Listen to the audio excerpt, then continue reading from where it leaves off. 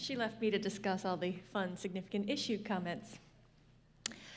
At first, I'd like to talk about the responses we got to how people felt about the National Academy of Sciences report. Overall, the responses were pretty positive, and taking a positive light on it, they're saying that the National Academy of Sciences report may strengthen our reporting and help develop some consistency in the field. Will encourage certification of the laboratories and of the individual examiners. May provide a funding impetus for funding, for other training opportunities, and for more research. And while it may impact some testimony, it will hopefully encourage individuals to qualify their testimony appropriately. So overall, the National Academy of Sciences report seems to be taken as a way to improve our field. This was one of the comments that I loved. I feel that trace evidence is one of the most powerful fields in the forensic sciences. And while yes, I am speaking to the choir right now, we also need to remember that trace evidence is not defined the same for all people in all laboratory systems. And I think a lot of the comments that I will be talking about over the next couple minutes will relate to this specifically. Some of the responses I got were a need for adequate funding, a need to assess and report the significance of our findings, to develop databases, to attempt to apply statistics to the trace evidence disciplines, and a need for adequate collection and preservation of trace evidence. Those were sort of what I summed up as what people thought were the issues in our field today. And these are just some of the statements that I copied directly from the survey relating to how people are phasing out some of their trace units because of lack of funding. They're feeling the restriction in the SOPs and not able to get to the breadth of all the trace evidence that may be out there. And then also some of the frustration with the lack of knowledge of the law enforcement who's collecting the evidence, or the criminal justice system, the lawyers who are using that evidence in their court systems. Specifically about the last two, the misunderstandings of the people who are using our evidence or collecting it. That, I think, leads to the fact that we need to go out and educate more. We need to continually talk to the people who collect and who use our evidence. And we also need to talk to the people in our own laboratory systems. As one of the comments in the red shows, there are people in other units who are moving up into laboratory management that don't understand trace evidence. And part of that is our fault. We need to make sure that people in other disciplines really understand what we do, and we are working together with all our cases so that they understand what their impact may be on our evidence and what we can add to a case. So as long as we are working together as a whole community, we are going to better the trace evidence discipline. And the comment about the SOPs and how we may be being too narrow in our SOP guideline writing. Well, that comes down to we need to make sure that we are allowing for good science in our SOPs, that we are not making it too narrow, that we can actually show that we can expand and do some unknowns and allow for that in our SOP writing. And that is, again, some of the education between the trace analysts and potentially the quality assurance managers who are helping to write these guidelines. There were answers that caused some concern. I will put up a few of these, that trace evidence is becoming obsolete. Hair comparisons in the traditional sense may be a thing of the past. Elimination of trace units in favor of DNA, and no one wants investigative information anymore. That the non-specificity of the results makes the expense of operating a trace unit cost prohibitive, and this particular lab will not replace their trace examiner when he retires. And then the local law enforcement seems to be trying to collect and analyze evidence at their police departments more frequently due to the CSI effect, and can create contamination problems. These are all problems that I see in the field, and I think we need to work through more education and outreach to prevent a lot of these things. Some of the other issues that were written down, one of them was there's a lack of a centralized forum in which to exchange ideas and analytical techniques.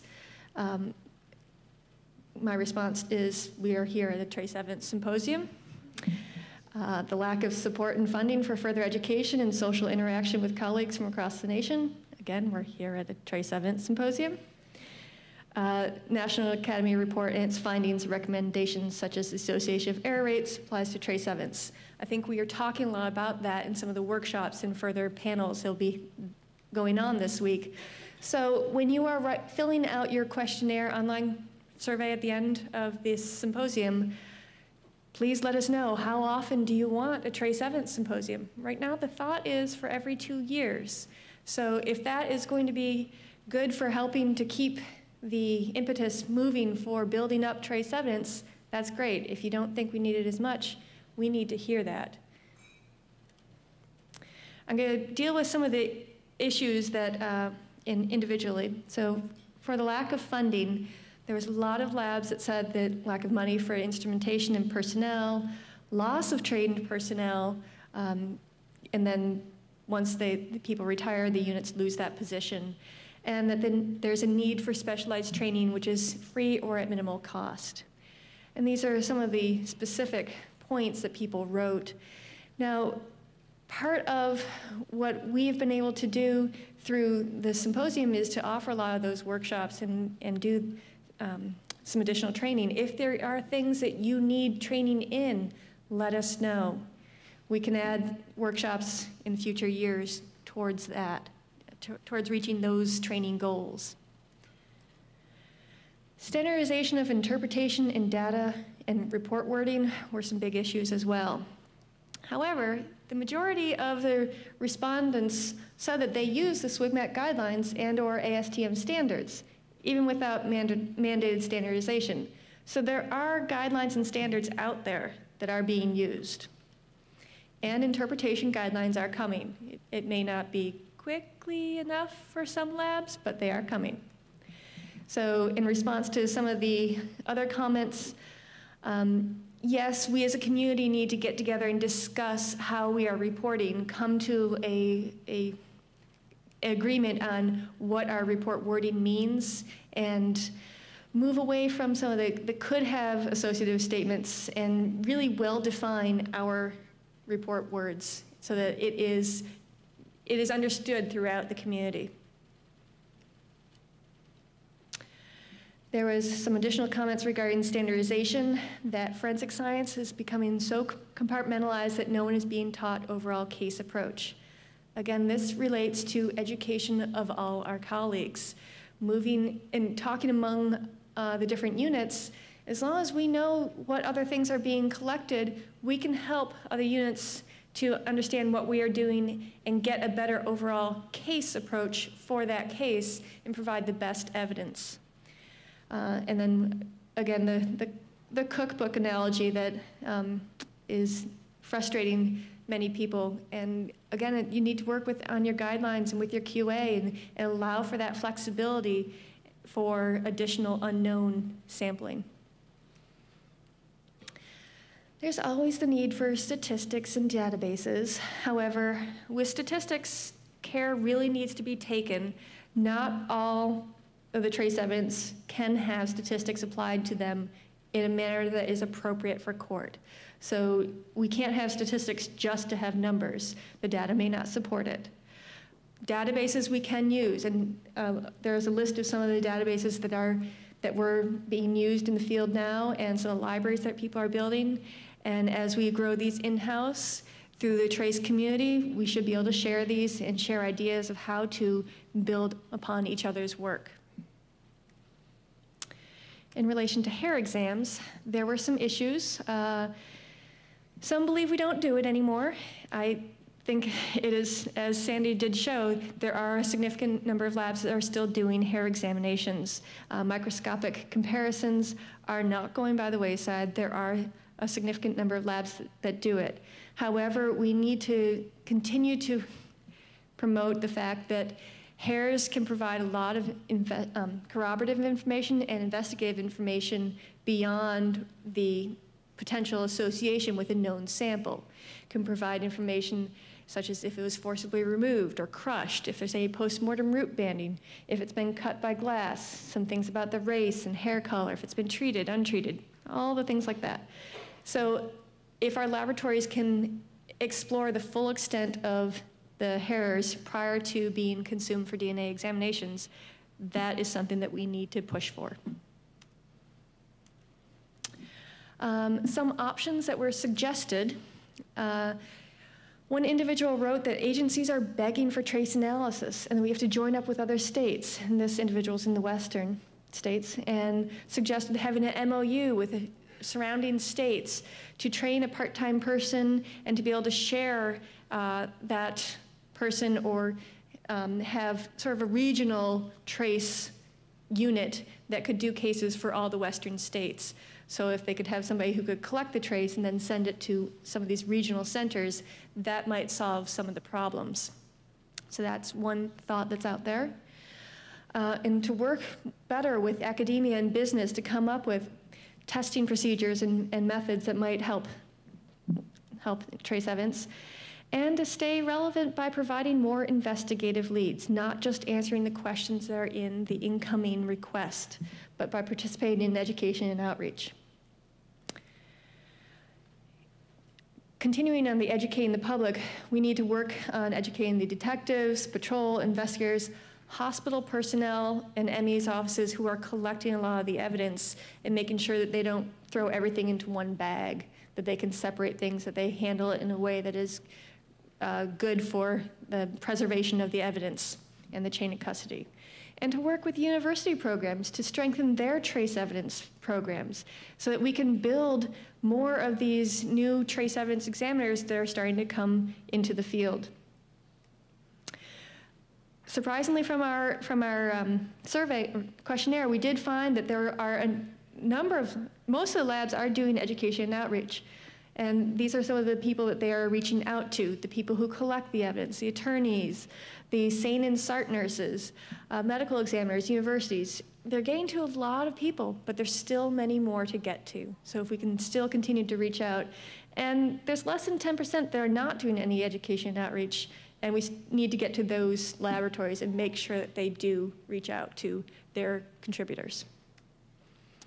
There are people who are doing research in the laboratory systems, which is encouraging. However, it's just over 50%. Majority of the labs are collaborating with universities in internship type programs to get a lot of the links with students. But there is greater potential of collaboration between universities and laboratories so that we get the pertinent research.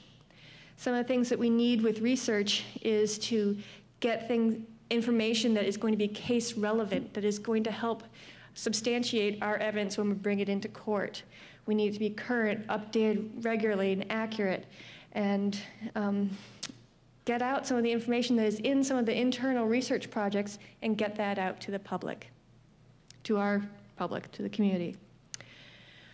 One of the issues was that trace evidence needs to develop a trace evidence society to help resolve issues, set standards and certification in each of the sub-disciplines, validate training, et cetera. The problem with this particular issue is I don't necessarily want to dilute the attendance at a lot of the meetings that we already have, and that American Board of Criminalistics already does have a certification test, which I know several of you were taking part in earlier this week. But we can make certification more rigorous and use those SWGMAT guidelines that have become standards through ASTM. What has also been proposed is the American Society of Trace Evidence Examiners. And on your tables, there is a paper on this proposed organization. And what their attempt is, their goal is to disseminate trace evidence issues through a website, have an online journal or newsletter, have a business meeting with the major forensic conferences, potentially having one with the Trace Evidence Symposium if we have it every other year, and then in association with another regional or national meeting on the off years. Just be a professional organization that can promote trace evidence more effectively as a group than just from individuals. And they also hope to facilitate training. If you have any questions on ASTI, please contact Vinny Desiderio or any of the other members who are listed on that pamphlet, and they can answer more throughout the week. I'm running short on time, but basically, what is our future as a discipline? There are labs that are thinking of getting rid of their trace evidence unit in order to send those positions to DNA or their crime scene units, and to be able to then maybe just collect and identify materials on scene. We need to be the ones who are saying that, no, we need to have the trace evidence units in the laboratories. We cannot lose more positions. So at this point, I'd like to open this all up to everyone for comments. And again, if you could just come to the two microphones, state your name and your affiliation. If you have any comments or ideas to help the future of trace evidence, or if you have any comments or questions on any of the information that Sandy and I have presented this morning, we'd be happy to take your questions at this time.